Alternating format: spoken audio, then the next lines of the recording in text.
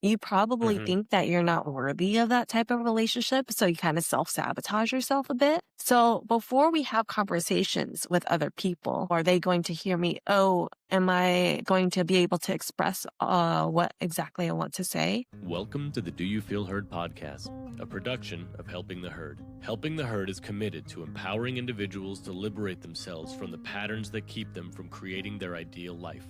If you like this podcast, visit helpingtheherd.com to find resources and personalized coaching to empower you to be your best self. Welcome, everyone, to the Do You Feel Heard podcast. And we have one of my favorite guests returning, Mae Ling. Thank you for coming back. How are we today? I am fantastic. Thank you so much, Ian, for having me again. Love to be here. Of course, you are by far one of our most popular episodes. People are very curious to learn about you and specifically dominatrixes and what that means and what they do. And I know, because we talked a little bit before we started recording, that you have some new things that you're working on. And I'm very excited to hear about those as well. And I think our listeners are too. Yeah. So I pivoted recently into a more vanilla-esque realm, I guess you could call it, which is now I'm a dating coach, but specifically helping submissive men date dominant women. And it doesn't even really have to be Okay. submissive men. There's a lot of nice guys out there who would not identify themselves as a submissive man. But once I interact with them, I'm like, oh my gosh. Yes.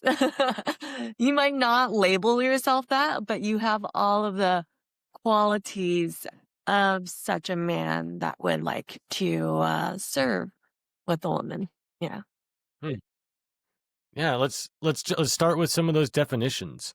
When you say submissive man, what does that mean? So, maybe some of our listeners fall into those categories or have some of these qualities, but don't maybe align with or wouldn't classify themselves as submissive because that's not how they perceive themselves. But these qualities that you're referring to, what are Yeah. those? So let's take a step back out and then zoom in on it. We'll just go with Great. kinky. Kinky is Okay. just people who like to do weird out of the normal things. And it doesn't mean that they are submissive or dominant. It just means that they like stranger, different things that excite them. And then Okay. there is the narrowing it down into a submissive man who's like a kinky individual who likes to do all these weird things. This brings in the psychological aspect of they love giving up power to somebody else. Could be a dominant man, could be a dominant woman, either whatever, individual. And they just love to submit and do certain acts to please the other individual. Okay. So when you say kinky, and I want to like really hone in on some of these words and these terms because there's a lot of, I'd say, I don't know, like what's the right word? Maybe like these words are loaded for Yeah. some people. Like some people I know in my life, specifically some older folks, maybe boomer age and above, who maybe they hear kinky and they immediately go to like, well, that's like BDSM. That's people who are like hurt. They like pain or they like these really extreme things that what they would perceive to be extreme. And they're like, that's certainly not me. But kinky, for in my understanding, and you're certainly more knowledgeable about it than me, I think, and so you can correct me here if I'm mistaken, but when I think of the word kinky or a kink in general, it's really just like a preference, and it doesn't have to be extreme or anything obscure. It could be like, I like when someone touches my feet just while we're engaging in some way, or maybe it's, I like the lights, all the lights to be on. That could be a Yeah. kink for someone versus where, traditionally some people don't like their lights on at all. And both of those, I think, could fall under kink because that's just something that they like to be, included or involved in their, intimate experiences. Does that track? Absolutely. And I would like to Okay. say and preface it with everything is on a spectrum. Kinky is Right.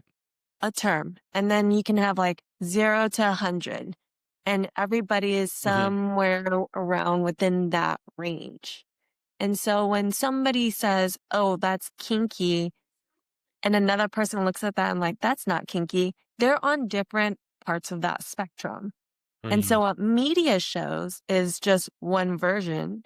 So if you're not in that realm, if you don't understand or know what it is, and that's what you see because that's what media portrays, you just think, "That's so intense and that's so hardcore. I would never do that." Like, I would never take a Right. bullwhip to me and have like lashings that cut me up. And then there's people who are like, "But I would totally let somebody kind of just like whisper into my ear and kind of snarl like an animal, you know?" And those are two very different things, and they're on different parts of the spectrum, and they're both kinky. Right. Right. Yeah. Great. So yeah. So when we say throughout this podcast, when we reference kinks or kinky, it's simply a preference of does it have to be sexual or just intimate? Would you consider a kink to have to be related to Not sex at all. specifically? Not at all. Okay, great. Yeah. I didn't think so either, but I want to make sure that I'm using my words properly. So just intimate, Yeah. something close, somewhere where you're getting depth and closeness with someone, you'll have a certain preference or a certain yeah, I guess I don't know. Preference for me, I think is the Yeah. right word. Another thing that I would really bring up here is that what I really enjoy with interacting with other people who are in kink or who are kinky is that we understand that not everything means the same to each other. And so we get curious and we go, "Explain that to me. What do you mean? What is a yes? What is a no? Where is a yes? Where is a no?" And so there's such a Hmm. beautiful landscape now that you've painted with your words. And so you feel comfortable playing within that space. Whereas vanilla people or others, I would say, is like you would have a communication with somebody, and let's say we're talking about love, and they go, "Yes, love. I want to feel love." And I'm like, "But how? What does love feel like to you? How do you Hmm. want to be loved?" Because what you want is absolutely something different than somebody else wants. And so by having this kink association, it really opens the doors to clarify what we mean. What is your definition? Uh, what can you tell me more about this? And I think that's something that's great that you can take into the vanilla world. Hmm. Yeah, curiosity. I mean, this is where our work overlaps for sure, and I think we talked about this last time. But specifically, your example of, well, I want to feel loved. If I just take that statement and I don't ask any questions, I'm going to then interpret it to what I think love means, and then I may be delivering to you something that it does not translate to love for you, but for me it does, and that's often how couples, especially long-term committed couples, they find themselves in trouble later down the line because they've been asking for what they've wanted for so long, not getting it. Meanwhile, the other person's been hearing it and trying to give it to them for the whole time, and the other person's not receiving that love. And so they're two different places because they're simply not asking enough questions. They're not being curious to really understand what those words mean. They're just hearing the word, okay, I know what that means to me, must mean the same to them. So many assumptions are made with Mm, our words, which, I mean, that is language if you break it down. I mean, we're making sounds with our mouth and other people are interpreting what it means. And so I think you can't have enough curiosity in the communication in general. But I love that it's in this realm as well. Um, mm.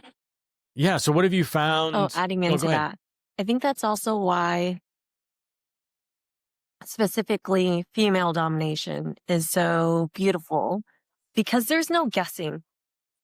She will tell you exactly what she wants.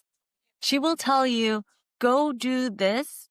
Here are the steps of what I want it to look like. This is the goal and this is what I want." And you just do it and she'll just reward you afterwards. And it's simple. It takes away Hmm. all of the aspect of guessing, of somebody not being comfortable enough in their own voice to actually speak what they want, what they actually desire. Yeah. And so that's why Yeah. female led relationships or kinky relationships in general have a lot more communication and conversations, but there's a lot more depth to it as well. Hmm. Yeah, I feel compelled to be like the disclaimer in here of like this is a broad stroke. I know for sure of women that are not as don't feel as safe or comfortable to specifically ask for what they want from their partner for any number of reasons. Everybody has, a plethora of experiences leading up to this Yeah. present moment that have sculpted how they communicate and what they feel safe and don't feel safe talking about. So broad spectrum, maybe I don't know, more accurate to say more women than men feel or are able to get to that place or communicate as clearly versus all female led relationships. I don't know. Do you agree with that? I mean, like, were there not times in your life where in your relationships you weren't always able to communicate exactly what you wanted with the specificity that you But can that now? wouldn't be a female led relationship because at that point, I couldn't lead. It wasn't Okay, until later on interesting. in my life where I really got in touch with myself of who I am, what I want, what my desires are, got comfortable with speaking them out into the world, and then like seeing it actually happen. That's when I built up my confidence. And Hmm. that's when I was like, oh, okay, yes, I can literally have whatever I want as long as I speak that and put it within Okay, the that makes boundaries of the possibilities and making it an open invitation for people to do. It's not a demand. It's not a command. It's a, hey, I would like this. And people see that as incredible. Yeah, that is within my grasp. Let me do that for you because it doesn't go against their hmm, boundaries or anything like that. And they want to uplift you. great. Love that. Thank you for the clarification on that. And I would agree with that. Female led. I like that distinction. A woman who doesn't feel safe or secure to speak exactly what they want isn't leading Exactly. that relationship because she's not in a place where Yeah. she's able to. Great. Cool. That makes a lot of sense. So you are shifting your focus to helping men in the world of dating, specifically men who are maybe looking for a female led relationship or would be maybe best suited. Maybe they don't know that that's what they're looking for, but maybe you help some of them realize that that's perhaps what they're best suited for. I don't help them realize that that's what they're best suited for. These are like men who have already known their whole lives. They've always wanted this. Okay. And so they go out and search for it, but they're searching in the wrong places.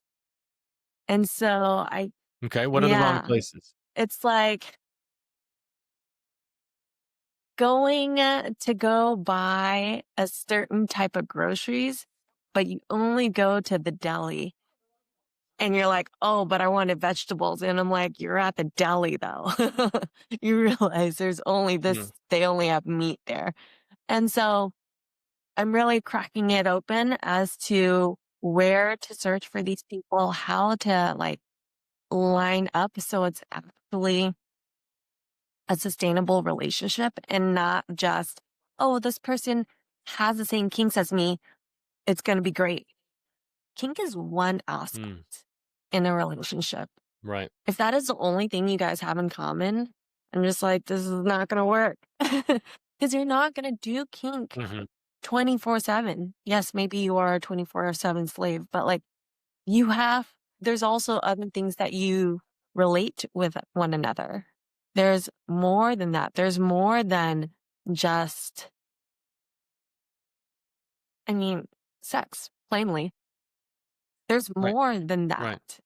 And if you're with somebody just for that, oh, mm. What's the difference then, hiring somebody all the time for that then? Wouldn't that be more convenient per se?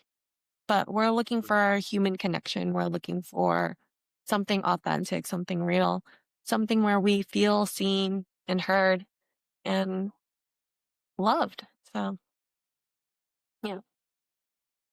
Yeah, that's wonderful. So what have you how is that how long have you been doing that, and what's that experience been like for I you? launched my 12-week program about 2, 3 months ago, and it has blown up. I am so excited. I am now hiring a team. Yeah, Wow, thank congrats. you. Uh, it's been so, so nice to these are some of the people that I've worked with before in one-on-one sessions, and now I get to work with them in this manner, and I feel like I'm making such a big drastic change in their life as well. Yes, a session is wonderful and great, but now I guess one of the best ways is one of my clients was just like, "I know you hit hard, but everything I've been learning in your program hits way harder because it's Mm, making them face the reality that they created of why they're still single, why they're not surviving, of why they're not living the life that they want to live." And so when hmm, you stir deep down in there and you change and you mold that up into somebody who like blossoms into this more beautiful version of themselves, it's just like, oh, my baby's growing up. yeah, that's very cool. What yeah, I mean, what can you share about the program? How does it 12 weeks? Can you give, like, a broad spectrum of that path? I mean, what happens in 12 Yeah. weeks? So there's quite a few things that we touch base on, but the first thing is mindset and confidence. You're not going to go off and do anything if you don't have the correct mindset, period. So we got to change and rewire that brain. The second part is we work on boundaries and communication. A lot of submissive men, I see this so often, they fall so hard, especially at the new relationship energy, the new NRE stage where you're just like, ah, this is exciting. This is new. I'm going to give her everything.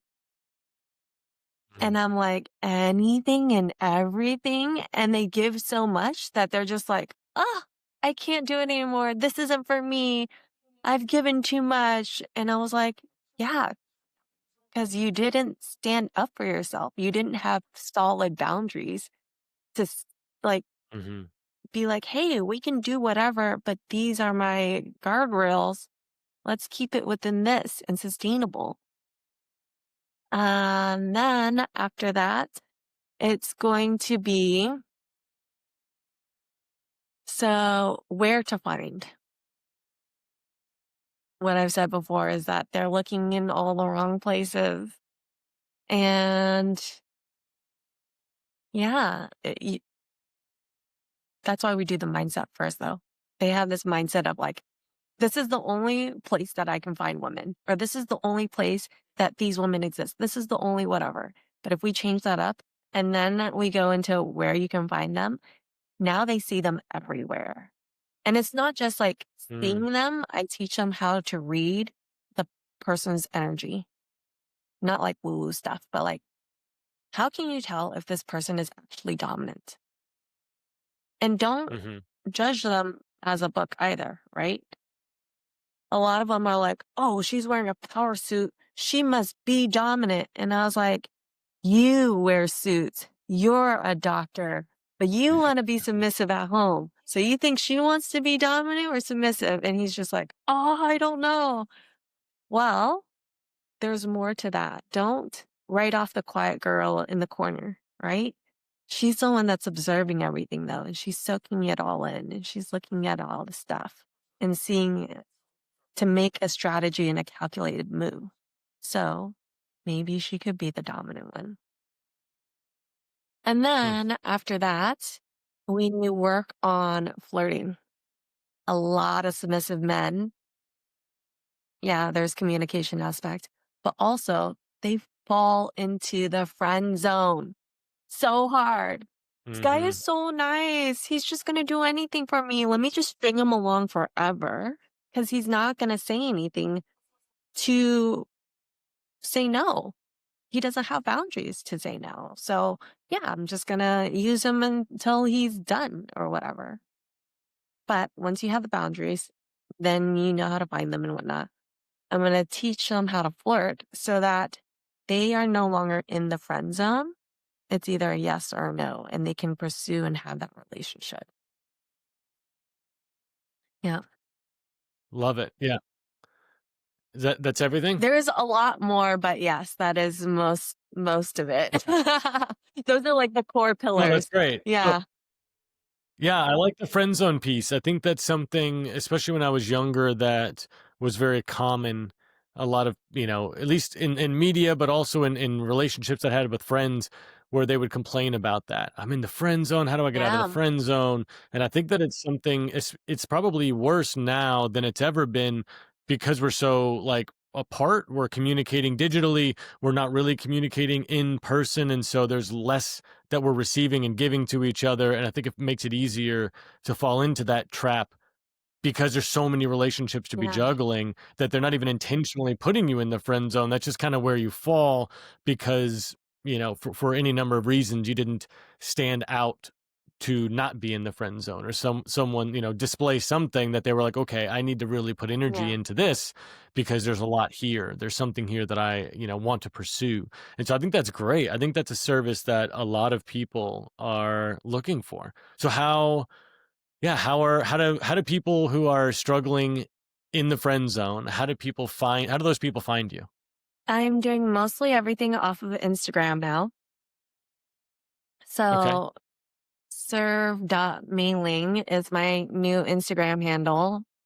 And everything is just through there. I'll post up daily reels, giving little tips here and there, but ultimately the real work is in the program. And yeah, the friend zone is there. And I've seen people be in the friend zone for years. And I was like, you spent years of your life trying to do something? Yes, great job on persistence. But also, you could have been living this beautiful life with somebody who's going to reciprocate back to you, which also leads back to the mindset, right? Of you probably Mhm. think that you're not worthy of that type of relationship. So you kind of self sabotage yourself a bit. So before we have conversations with other people, which is what we're so concerned about, oh, are they going to hear me? Oh, am I going to be able to express what exactly I want to say? I make them do the conversation with themselves first. Are you expressing what you truly feel? Or is there something that's deeper than that that you're trying to avoid or you're trying to protect or something else? So the conversation before you have that with anybody starts with yourself. Yeah, I love that. And your program in that regard, like the structuring of it is very similar to like our program for communication and intimacy. Um, you have to first understand and have like a foundation to then build on. You can't jump straight into, more complex areas until you understand who you are, what you need, and then how to communicate that even to yourself. How do you communicate to yourself what you need and what you are and aren't available for? If you can't do that, you have no business out there trying to communicate it to others. So I love that Yeah. structure. It sounds great. It sounds like definitely a recipe for success.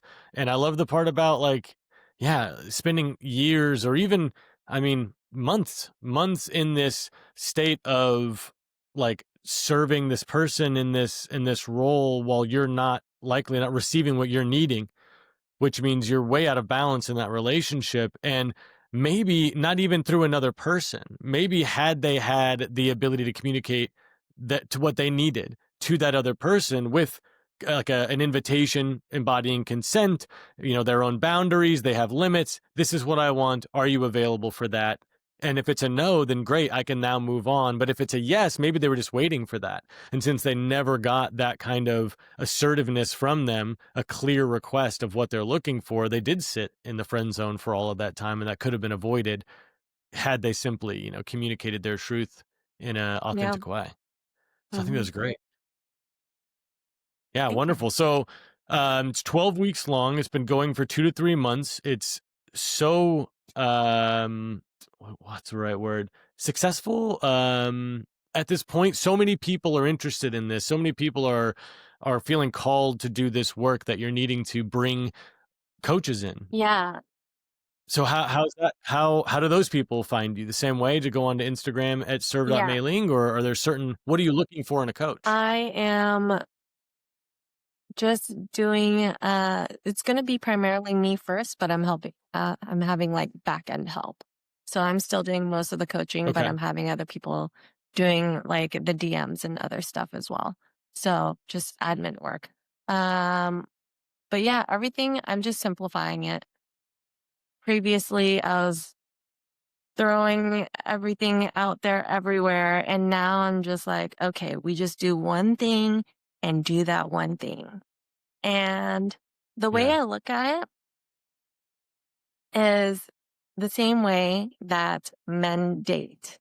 Previously, I was throwing everything out there, seeing what fishes I caught. This is the whole men fish, women hunt type of thing. So, yeah, Mhm. same thing with business. If you want to get really good at something, you narrow it down, you understand the audience, you understand what you're looking for, and you hunt and you go find that. You find that dominant woman, you find that partner. I feel like a lot of men just go out there and they're like, oh, she's hot. Oh, I'm going to throw all of these leads out there, and they're exhausted. And then nothing happens, or they get messages and then it just dies off after a certain while. And I'm like, no, we can focus that energy.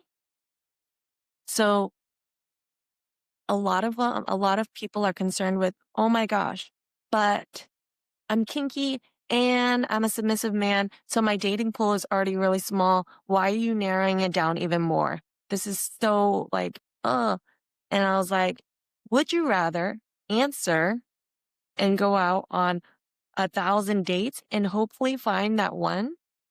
Or would you rather go out on five and they all be potentially great ones? Hmm. So it's just Yeah, I mean, focusing. the second Yeah. one for sure. We say that, but when it Well, comes yeah. out there, a lot of men, a lot of submissive men are just like, oh, no, all the options are gone. And I was like, yeah, because they weren't viable in the Yeah, first place. there's so many layers to that. The self-worth thing, the fear of being Mhm, alone.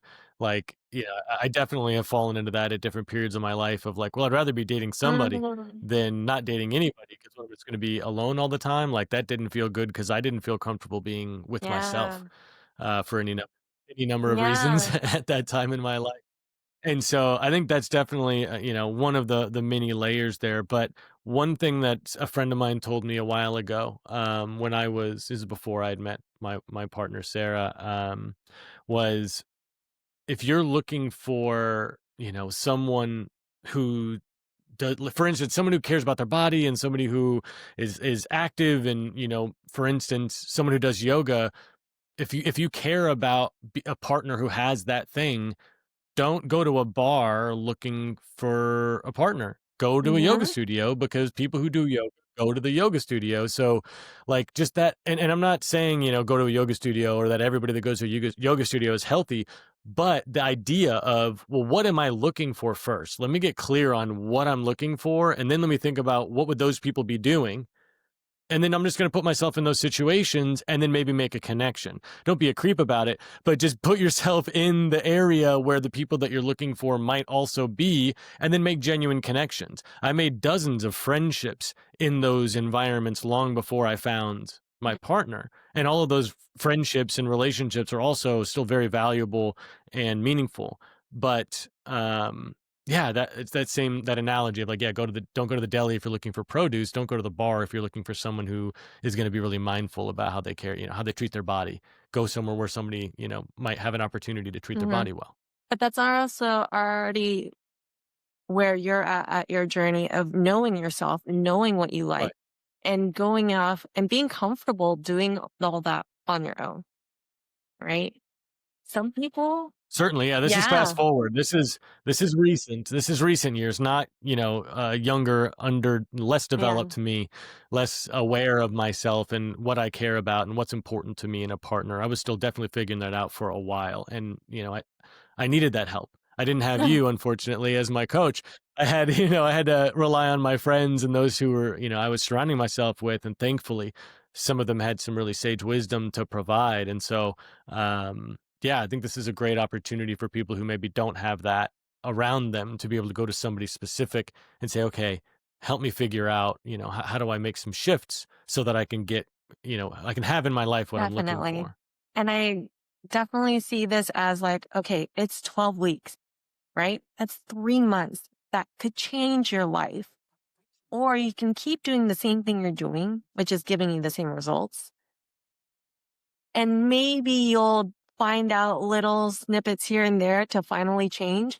But then that'll be years later on, which is how long it took me to figure everything out to where I'm at right Mhm. now. Right. Or you could literally take the cheat code. If game was a life, wouldn't you want the cheat code so that you could advance further? That's how I see things. I'm like, give give me the knowledge now so that I don't have to work so hard and figure it out on my own. Because time is the most valuable thing that you cannot get back. Money comes and goes. You will make it, you will spend it, whatever. But what I see is a lot of people holding themselves back because of finances. And they just think that they have more time. And I was like, until they are 50 something, 60 something, and they're just like finally realized it. And now they're like, okay, I'm ready to date. And I'm like, okay, which you still can. Talk, talk about a smaller dating Yeah. pool. Yeah, that'll limit your dating pool more than anything, Hmm.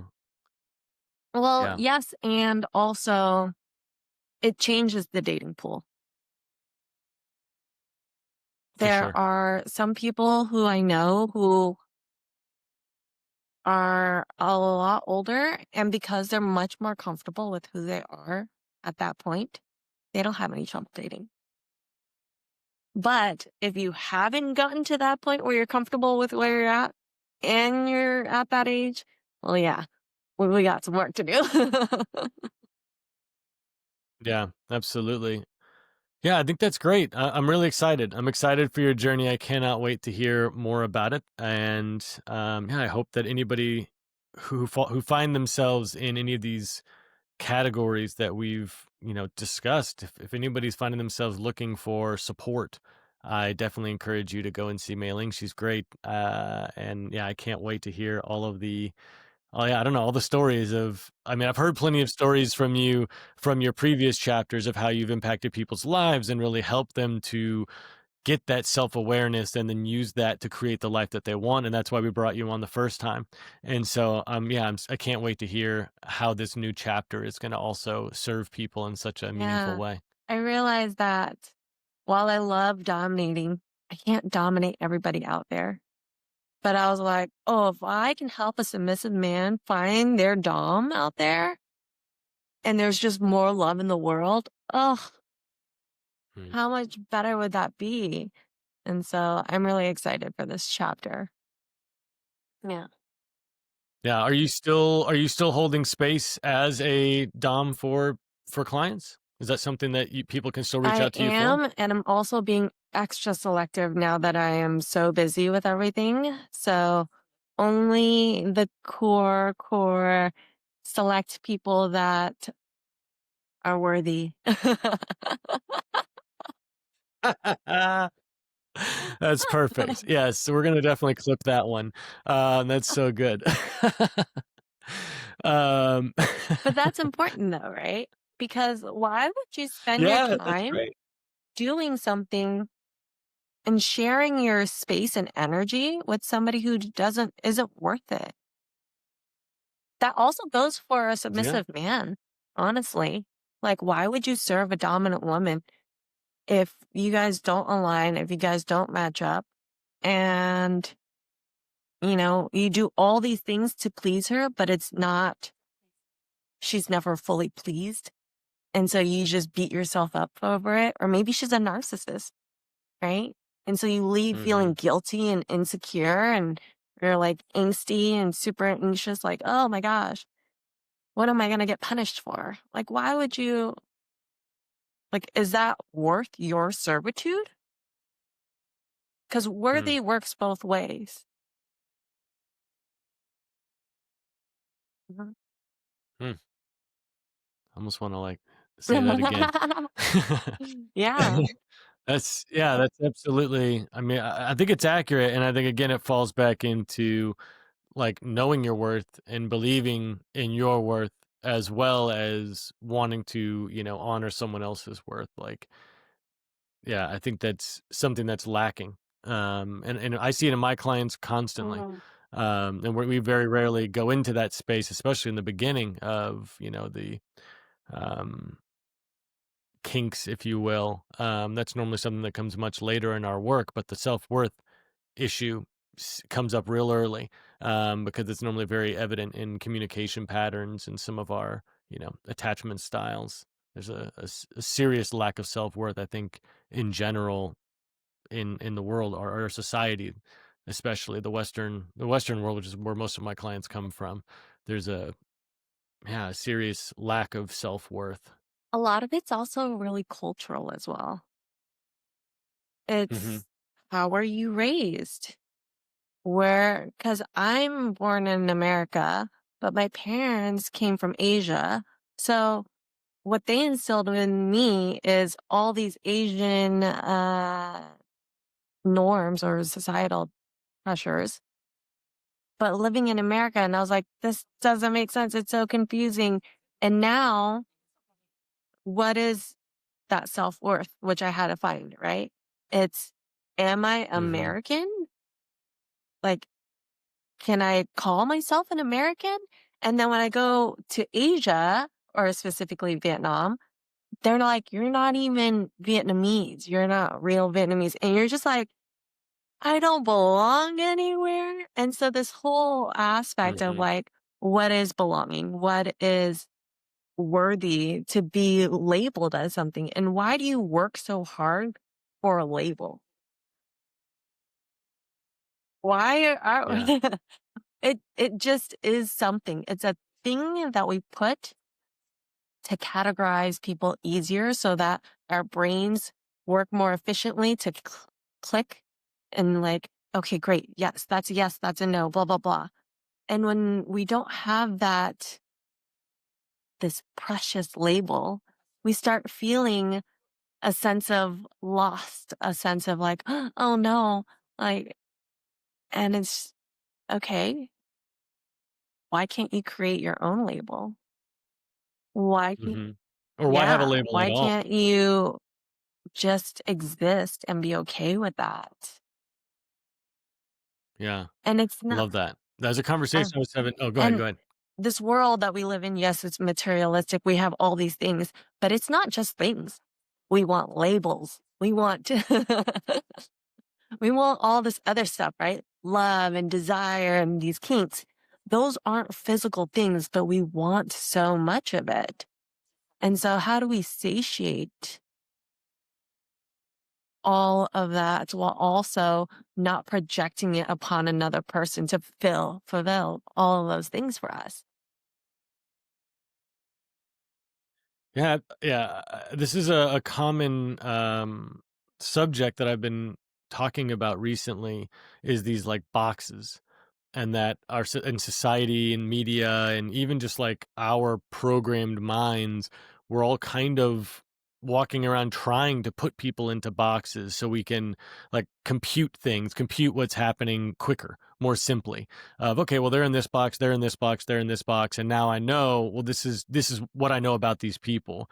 But the reality is that there's so much more depth to each individual person that there is no one box that we can all be put in, Mhm. or even two people cannot be put in the same box because they are not the same person. And if the person's not in a box, if they're not identifying with a box, and so for instance, let's say, well, I really care about someone. Well, I want a dog person in my life. Like I like dog people, and so you start talking to somebody like, "Are you a dog person?" And they're like, "Well, I wouldn't say that I'm a dog person or a cat person. I kind of fall somewhere else." Then there's like, okay, well, what is it then? Now there's almost like a requirement or this like urge to know more, Mhm. to get that intimacy, to get deeper understanding about that person, which I think is lacking in general in our world, is wanting to understand people more deeply rather than, oh, well, you're this, so whatever. I don't need to even acknowledge your humanity, because you're in this box and that box is, opposing my box. And so you are this. If we had less of that, I think for one thing, our world would change drastically. But I love that opportunity for people who don't want to be in that box to be seen more fully rather than seeking this label because they think it's going to get them whatever it is that they're seeking, be it connection, be it community.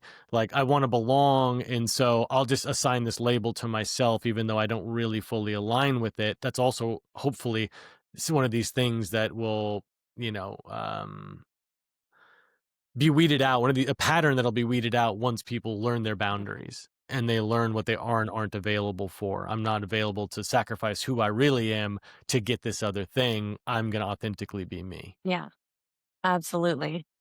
And I don't want people to be like, okay, this box and this box, it has to be these boxes.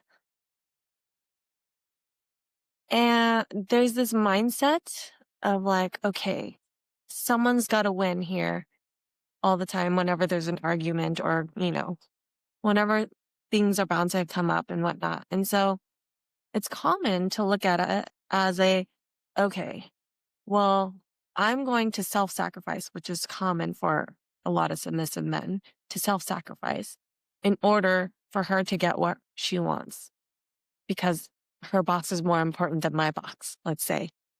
And so they Mhm. will forego their box in order for her to win. And I'm like, mm-mm.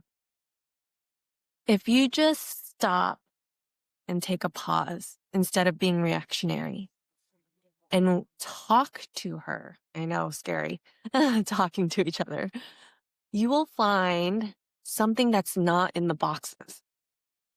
There will be a third box. There will be outside of the box options where both people will feel like they're winning. And that's where the magic is. Mhm. Just giving yourself that time and really allowing yourself to be curious and opening up that mindset of, okay, which I know is super hard, especially when it's a heated moment or there's a n- out of alignment part. But that's where it gets juicy. Like, how can we make this so we both win? And submissive men always think, oh, Mhm. I'm submissive. I have to lose. I'm always going to lose. I'm a loser. I'm like, no, you're only a loser because you gave her permission to call you a loser. That's it. But if you keep on Yeah. thinking you're a loser, you're always going to lose. Absolutely. And that self-sacrifice thing, I mean, everyone has a cup. Everyone has needs that need to be, satisfied. Everyone has a cup that needs to be filled, and you can only go so long with your cup not being filled before it becomes a serious root issue for you. And even if you don't realize that it is the root issue, it's still going to come up because your body knows whatever areas of you that are not being fulfilled, those areas of your body know. And so it will become an issue. So you may not, what I mean by not knowing is like maybe you're needing affirmations but you've never had affirmations. That's not something you've even experienced Yeah. in your relationships. And so you might go through this relationship for years needing this affirmation, but not knowing what you don't know because you've never had it. And then eventually you're just like, I can't be in this relationship more anymore. I don't know why necessarily, but I'm just not satisfied. I'm not fulfilled. And so it's a ticking time bomb to people please and Mhm. self-sacrifice. It's not sustainable. And so I love that you're helping people to understand and recognize all of their needs so that they can make legitimate consenting requests. Hey, this is what I need. Are you available to satisfy that request? And if not, then we can navigate, well, what do we do? And we can talk about relationship dynamics and can I get this need met somewhere else if you're not available to meet it? Maybe I don't know, the book Polysecure comes up, huge book that was very helpful for me and many of my clients in just helping to structure your relationship. Again, these assumptions. Well, I want to be monogamous. Well, what does that mean to you? What does that mean to them? Maybe it's more monogamish than monogamous. And like having those conversations is going to save you years of turmoil and potentially wasted time having spent this time thinking you're on the same page based on an assumption rather than having asked questions early on to really understand where the other person's at compared to what you're looking for. And it is, I love that book. And also, this is such a big topic as well, is how do you say you want something if you've never been exposed to it? So it's really hard Mm, to, people are exposed to whatever they've been exposed to in their entire life. And so you don't know what you don't know.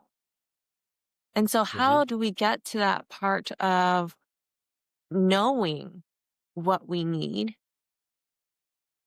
if you've never literally had any examples shown to you before? And it's super common in kink. It's super common in BDSM. A lot of new submissive men coming in, a lot of new people just coming in, being like, well, what is kink? What is possible? What is BDSM? Anything, literally anything can be that. And they're like, well, what is anything? I'm like, whatever you want, whatever your brain wants to do, whatever you can conjure up and think of that is outside of the norm. Yes, that is probably it. And I want to bring that curiosity into life too, though. And now my cat is going to join the mm. podcast. Good. Welcome. Welcome, Kat. And it's, and so I want to bring that level of curiosity into the way people think about life. Because what we know about relationships is what we've seen our parents do. It's what we see society do. What we know about anything hmm else is just what people have shown us. But question it like a child. Be curious. Ask why. Ask them to define things. You have your own definition, but other people have a different thought process. They think of things differently. And so if you don't know what you don't know, just be curious because anything is possible. You just Hmm. don't perceive it yet because your mindset is different, but you can train that mindset to think like a cat. They are very curious. That is definitely good advice. But so how, I mean, I wanna maybe more precisely, I feel like I want to answer that question. How do you know what you Mm, don't know? How do you how do you I don't know, yeah, how do you answer that question? How can if somebody's listening to this podcast and they're like, "Yeah, how do I know what I don't know?" Especially in this area, whether it's what their needs or their kink or their, you know, preferences in certain aspects of their life. how can they know or how can they discover things that they're not aware of that exist? I mean, I'm just tapping into 13-year-old me who is like, the internet? Oh my God. And you literally type in everything, right? Whatever you have a question about, you just ask.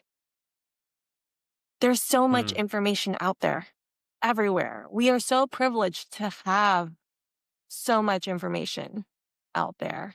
And so, how do you know? You literally just ask, talk to people, talking about it, talking about things that you know nothing about.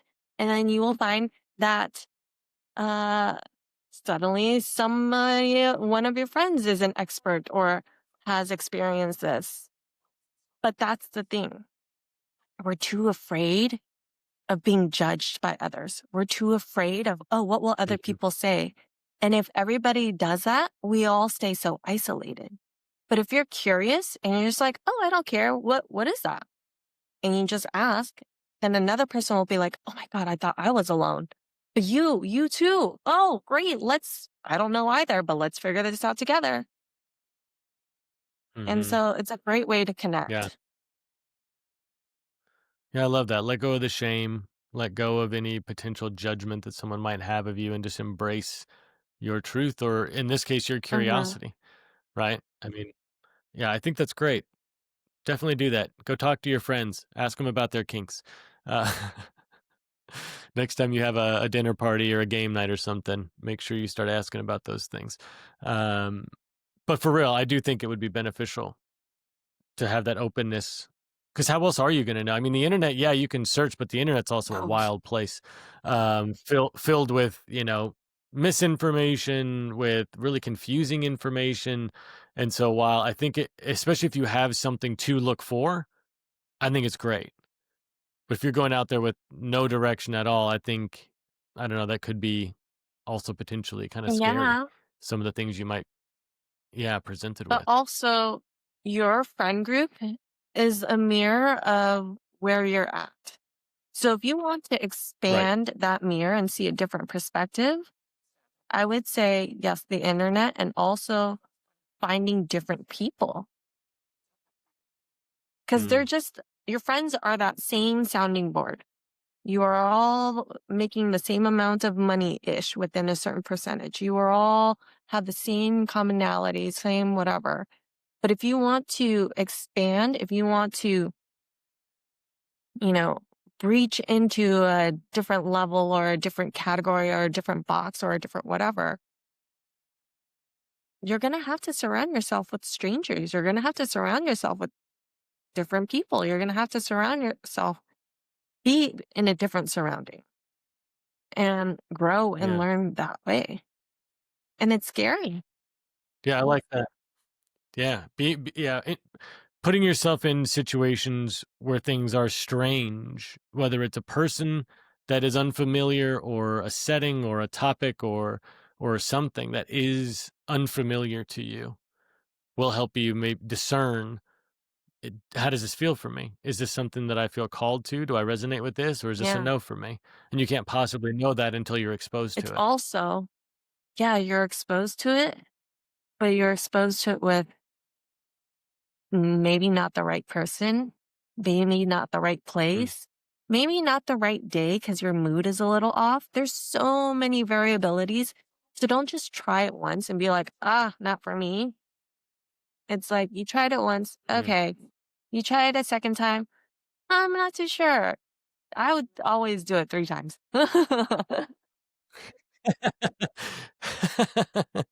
I like it. I've known a lot of people who will say, "Of course, I'll try anything once," and then I have some people who in my life will say, "I'll try anything twice to be funny." And I love that yours is try everything three Yeah, there's times. so many I think varieties. I think that's the best advice, really, though. Like when you get to the depth of that statement, keep trying things. Just because you didn't like it once or twice, it could have been Mhm. circumstantial, and so maybe there is a right set of circumstances where there is something that you're open to.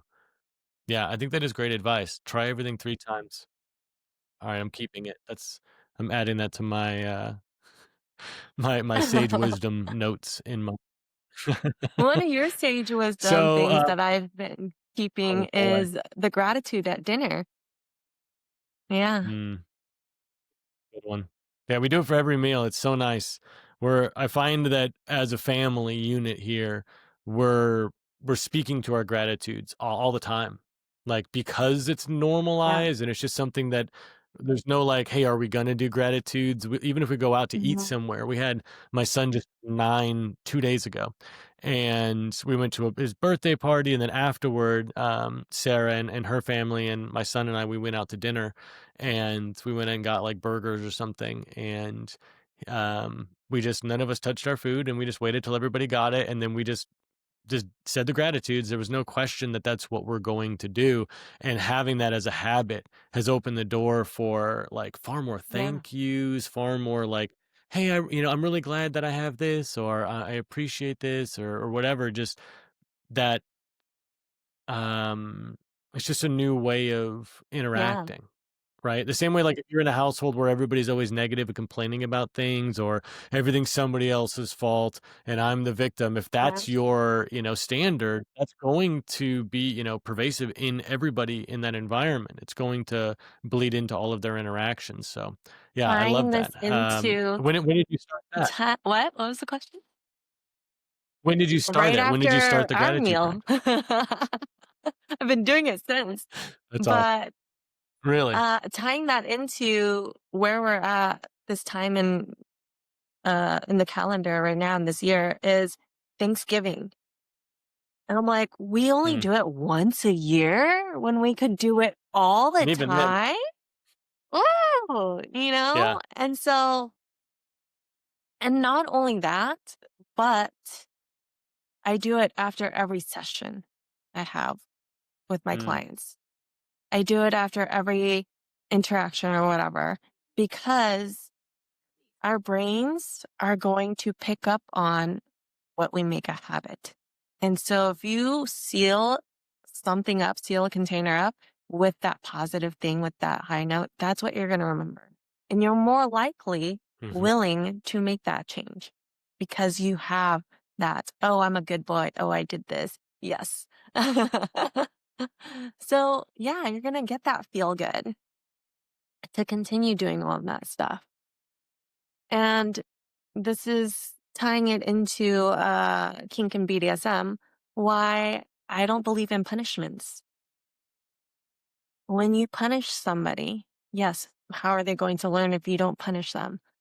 Tell them, but also when you punish them, now somebody is focused on that negative.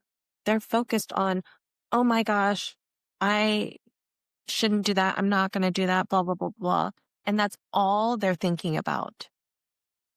But if you tell them all the good stuff that they've done, oh, you're such a good boy. You did that. You did that correct. Keep doing that.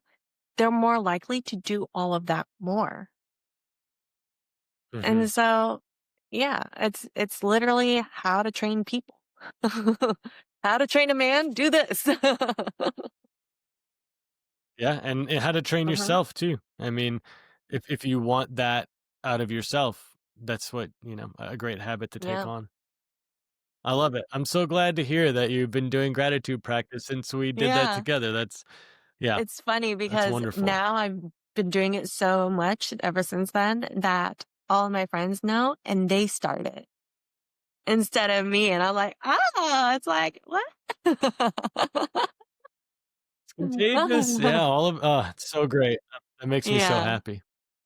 So, I know we have a hard out today, and so sadly, got to wrap up our podcast today. But hopefully there will be a third appearance sometime in the Mhm. future. But I've been ending episodes recently with this question, and I want to continue this tradition recently. So the question is, imagine for a second that everyone on our planet is watching this podcast right now. Everyone is going to view this and be able to hear your answer to this Ah. question. And so the question is, what is something that you know that you want other people to know? What is something that if you could talk to everyone at once, What's something that you know or understand that you want other people to know or understand? Mm, that's a good question. Ooh. Hmm.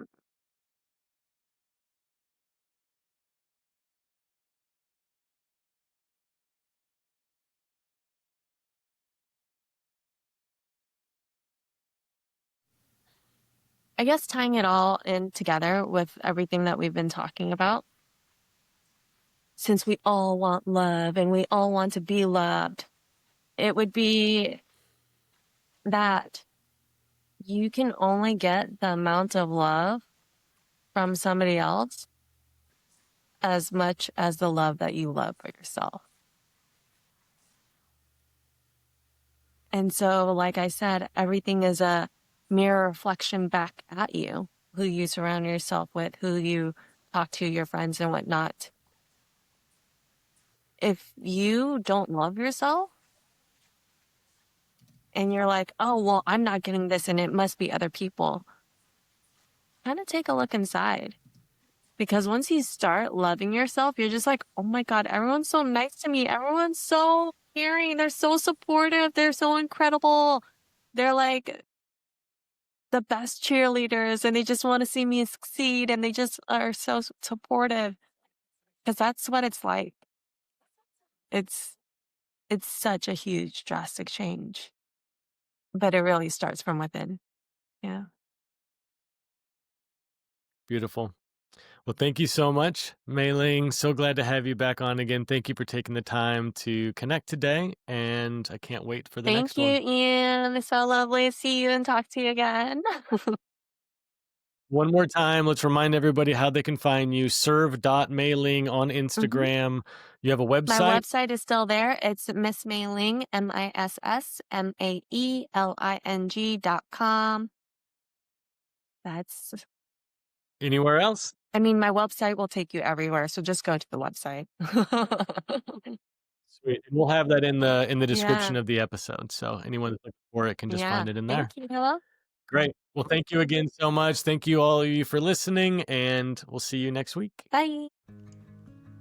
This has been the Do You Feel Heard podcast. If you're interested in resources that will help you move through conflict, you can go to doyoufeelheard.com, where we have tools for individuals and couples.